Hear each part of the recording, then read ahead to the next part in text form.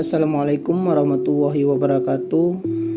Perkenalkan, nama saya Muhammad Hafid Sufli, mahasiswa dari jurusan Hukum Ekonomi Syariah Universitas Islam Negeri Araniri, Banda Aceh. Pada video kali ini, saya ingin membahas secara singkat tentang periodisasi filsafat hukum. Pada dasarnya, periodisasi filsafat hukum terbagi kepada 4 zaman. Yang pertama yaitu zaman Yunani kuno, zaman abad pertengahan, zaman abad modern, dan yang terakhir zaman abad kontemporer. Dan pada video kali ini kita akan membahas secara singkat masing-masing zaman tersebut. Yang pertama yaitu adalah zaman Yunani kuno. Zaman ini juga bisa disebut dengan zaman filosofi alam, karena filosofi mereka pada saat itu adalah memikirkan soal alam semesta. Para filsuf pada zaman itu mayoritasnya mempertanyakan asal-usul alam semesta dan jagat raya. Tokoh-tokoh filsuf yang terkenal pada zaman Yunani kuno ini antara lain yaitu ada Thales, Solon, Bias, Pittacus, Chilon, Priandros, dan Cleinias. Mereka dapat dikatakan sebagai orang terpandai pada saat itu di Yunani kuno, dan mereka sering diceritakan dalam cerita-cerita lama Yunani kuno. Thales juga dianggap sebagai bapak dari filosofi.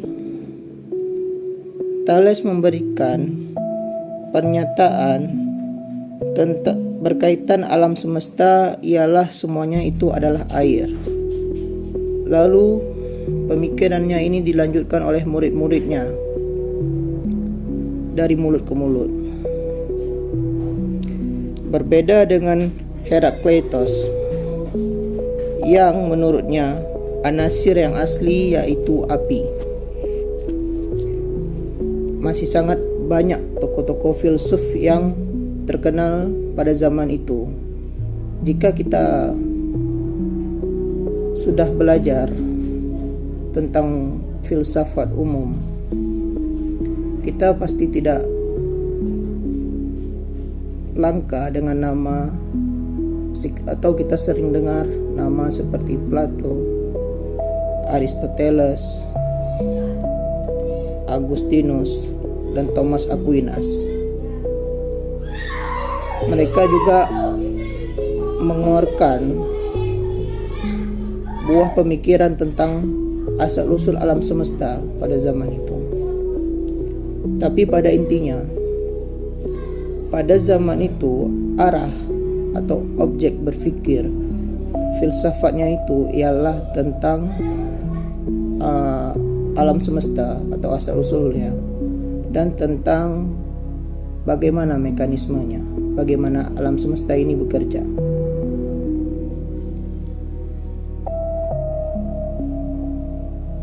Kawan-kawan semuanya,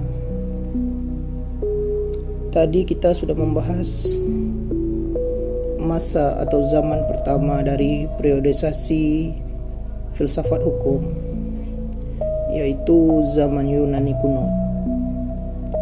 Selanjutnya kita akan membahas zaman kedua, yaitu zaman abad pertengahan, atau bisa kita sebut dengan zaman teosentris. Pemikiran filsafat untuk memperkuat dogma-dogma Kristiani pada zaman itu. Tokoh filsafat yang terkenal pada zaman ini yaitu Agustinus dan Thomas Aquinas. Filsafat pada zaman ini, arah atau objek pemikirannya lebih kepada tentang Tuhan. Apakah semua perbuatan yang kita lakukan sehari-hari itu dikendalikan oleh Tuhan atau dengan kesadaran diri sendiri, dan pertanyaan yang lainnya seperti apakah Tuhan ada, apakah alam semesta adalah buatan pribadi dari Tuhan. Zaman selanjutnya pada periodisasi filsafat hukum yaitu adalah zaman abad modern. Pada zaman ini, ciri pemikiran filsafatnya adalah antroposentris, yaitu menjadikan manusia sebagai pusat analisa filsafat. Peralihan dari abad pertengahan ke abad modern disebut juga dengan nama Renaissance. Dalam era Renaissance ini, perhatian diarahkan pada bidang seni lukis, patung, arsitektur, musik, sastra, filsafat, ilmu pengetahuan, dan teknologi. Era ini juga bisa dikatakan ialah era kebebasan manusia dalam berfikir, tanpa dikekang oleh otoritas gereja. Aliran filsafat yang lahir pada zaman ini yaitu ada 6 aliran. Yang pertama yaitu rasionalisme, yang kedua empirisme, yang ketiga kritisisme, yang keempat idealisme, yang kelima positivisme, yang keenam adalah marxisme. Jadi, pada intinya, zaman ini juga bisa kita sebut yaitu adalah zaman atau masa kecerahan bagi perkembangan ilmu pengetahuan. Teman-teman sekalian, kita tadi sudah membahas 3 dari 4 zaman dalam periodisasi filsafat hukum. Yang pertama yaitu zaman Yunani kuno, yang kedua yaitu zaman abad pertengahan, dan yang ketiga zaman abad modern.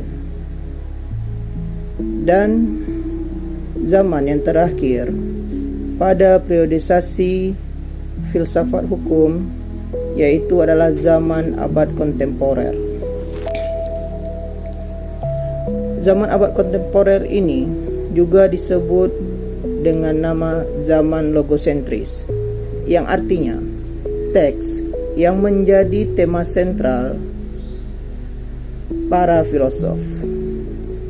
Pemikiran zaman ini berfokus pada bahasa logika. Pada zaman ini muncul berbagai aliran filsafat yang merupakan kelanjutan filsafat abad modern seperti Neotomisme, Neokantianisme, Neo-Hegelianisme, Neo-Marxisme, dan Neo-Positivisme. Namun, demikian ada juga aliran filsafat yang baru dengan ciri dan corak yang lain seperti fenomenologi, eksistensialisme, pragmatisme, strukturalisme, dan postmodernisme.